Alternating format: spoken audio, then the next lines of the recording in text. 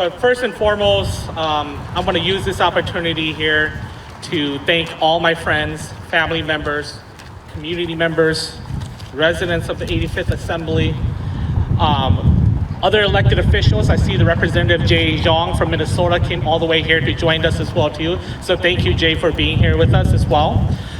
If we can give him a round of applause as well too.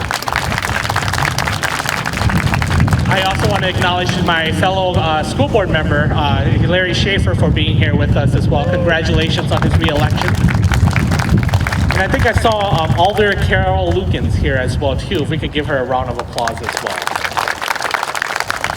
Just want to make sure that we acknowledge them as well too for their years of service and support with us.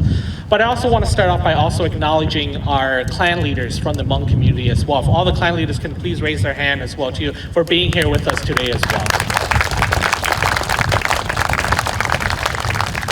As said earlier, my name is Neng Xiong, and I stand before you as a proud American, a proud Wisconsinite, and a proud child of refugees. My story and journey are not just my own. They echo the stories of countless Americans and Wisconsinites whose lives are woven with the very fabric of our nation's founding principles.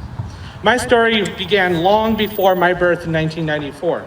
Fleeing war-torn Laos and the specter of persecution due to the Hmong's involvement in the military conflicts in Southeast Asia, my parents embarked on a journey to the United States in search of a better life, in search of the American dream. With nothing but the clothes on their backs, my parents, along with my grandparents, my cousins, my older brother, and fellow villagers, made their way through the jungle of Laos to reach Thailand. The sacrifices were great. They had to give up everything they knew. We lost family members along the way, and the horrors that they had to face remain unspoken to this day. But whatever was thrown at them, their determination was unwavering. Starting from humble beginnings, my family's first source of income was gathering worms at Marathon County Park to sell for a few dollars. Eventually, through hard work and determination, my parents found jobs in a meat processing factory in Iowa, where they moved to for a few years. But because my parents fell in love with central Wisconsin, they decided to move back to make this place their home. My father worked on a ginseng farm. My mom worked in a factory doing what she knew best, which was sewing. Eventually, 10 days before I was born, my father left his job at the ginseng farm and came to work at a factory in Merrill, where he joined the local union. I was born in Wausau and raised in Weston. We knew that our family wasn't rich. We knew what it felt like to live paycheck to paycheck and to be frugal to ensure we made ends meet. We would pour water into our detergent and shampoo to make sure they lasted longer. We ate rice with water, and we celebrated special occasions by going out to our local fast food chains. And if we were good, we would go to our local Chinese buffet. I graduated from DC Ivers School District in 2012 and attended the University of Wisconsin Marathon County. However, financial constraints forced me to leave college and support my family by working various service-oriented roles. From a local grocery store to a nonprofit providing services to elders and individuals with disabilities, to a nonprofit serving victims of domestic violence, sexual assault, and human trafficking, and eventually to my role now as an executive at a nonprofit that provides services to Southeast Asian individuals. There at my employer, with the financial frugal mentality that I was taught when I was younger, I spent years working to build and bring back a nonprofit that was on the verge of closure to where it is now with a budget of over $1 million. In addition to bringing the nonprofit back from the depths of bankruptcy, I led it to secure and bring in millions of dollars in economic impact to our community, supporting local businesses and causing our tourism economy to bloom. Service has always been the core of my being, whether mentoring youth, supporting elders, or advocating for the voiceless. I have strived to make a positive impact on the lives of others. Through my mentorship, I have mentored dozens of youth, many who are now in the public sector as members of the armed forces, such as the Marines, National Guard, and some even became members of law enforcement. I've instilled in them the importance of service. Just like what I taught my youth, I too am committed to serving. My commitment to serving and community welfare led me to being elected to the DC Everett School District in 2014. There I championed students' rights, fought for competitive pay for our teachers and support staff and ensured top-tier education while keeping taxes low.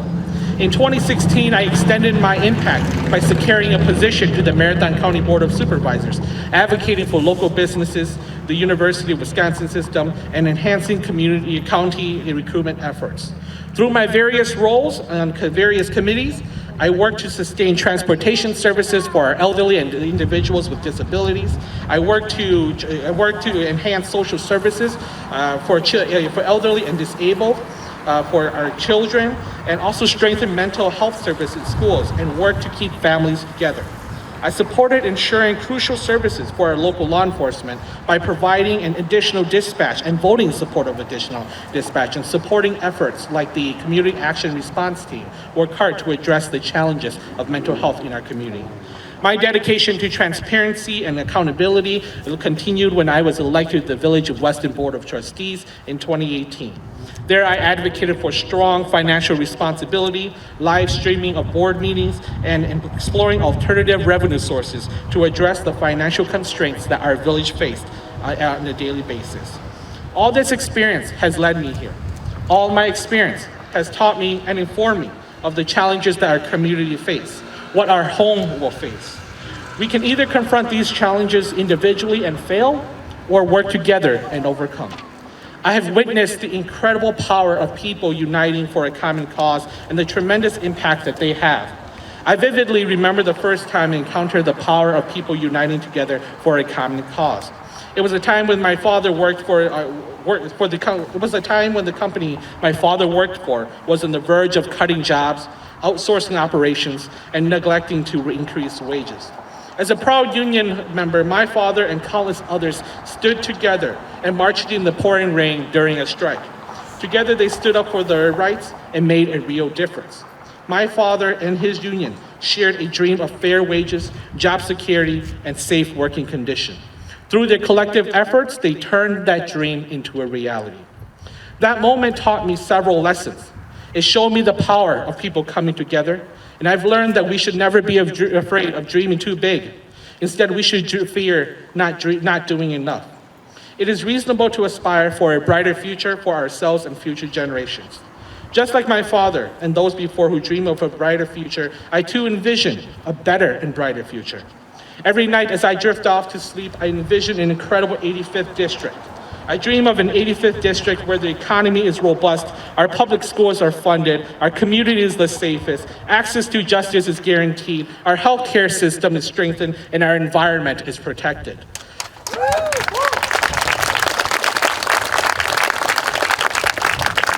I dream of an 85th where our local businesses thrive, where we prioritize investing in our most valuable asset, our people, and where we focus on enhancing our local labor force. I dream of an 85th where we address the childcare crisis by fostering collaborations between governments, the private sector, and nonprofits to ensure fair compensation for childcare workers and educators. I dream of an 85th where the childcare industry was profitable and thriving. I dream of an 85th where we resolve the housing crisis through strategic partnerships with developers and local governments to provide sufficient affordable housing for our community's growth.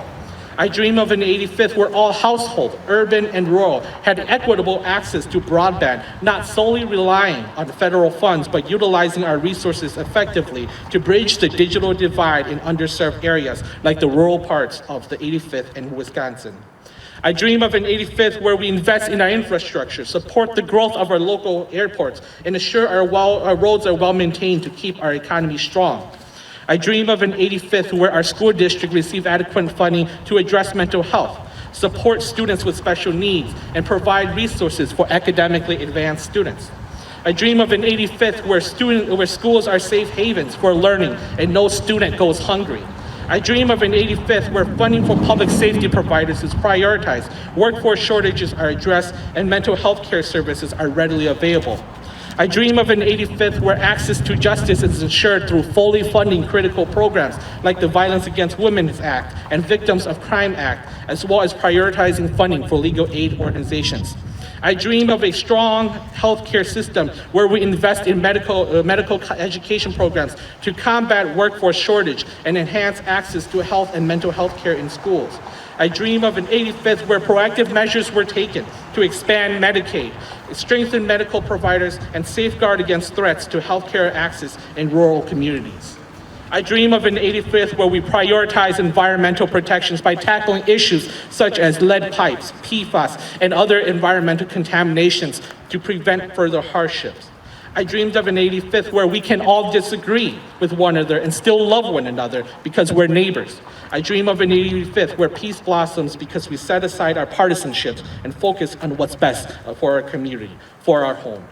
Once again, we should never be afraid of dreaming too big. Instead, we should fear not dreaming enough.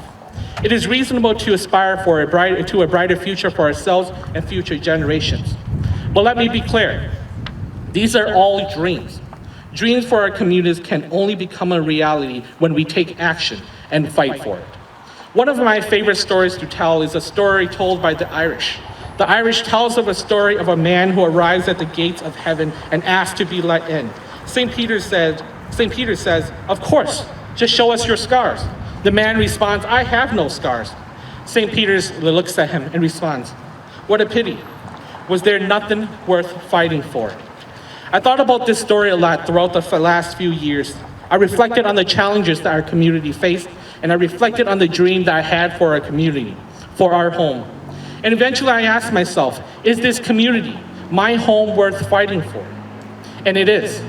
It is time to take action, and I will no longer wait for good things to happen. I will now work to ensure great things happen. That is why I am proud to announce my candidacy for Assembly District 85 to represent my community and my home.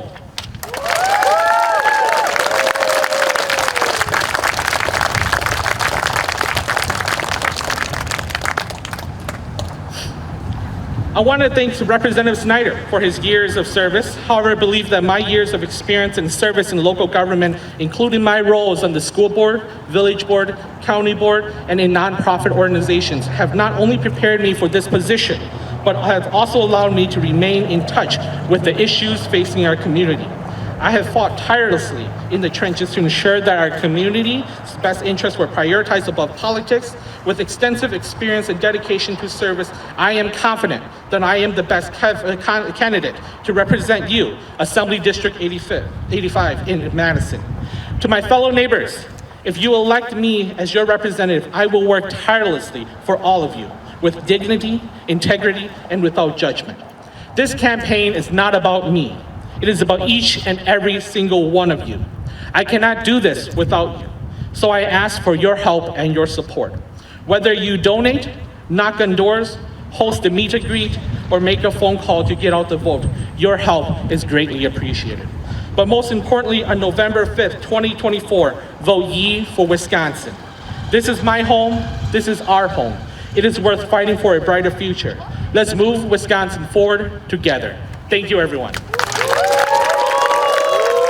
Integrity Window Installation อย่าไปมุ่งลูกคือเขาว่าเจเนี่ยเจ้าเขาสังมินนิโซตาไปเจ้าเขาลุยองโจเข้าใจเทียสอเจเทียวอเจแต่ชินเอาไปมุ่งเขาโปรแกรมสลีปล้อพาดอลลาร์ลป้าก็เทขอเชิงเดอก็มาลิวลีเทตอกก้าก็ลงก็จะเข้าใจตาเหลอก็ยศเซก็จะอังเกฮีอินดาสุดสลุลียก็จะเข้าใจกูเลยกูเดินตุสต้องเจ้าชีปลอเปอีอีชีอีเจ้าชีปลอเปอีอีชีอีเจ้าไปเจ้าเขาลือไปจัวว่าเจ้าเขาสังมินโซตาซื้อ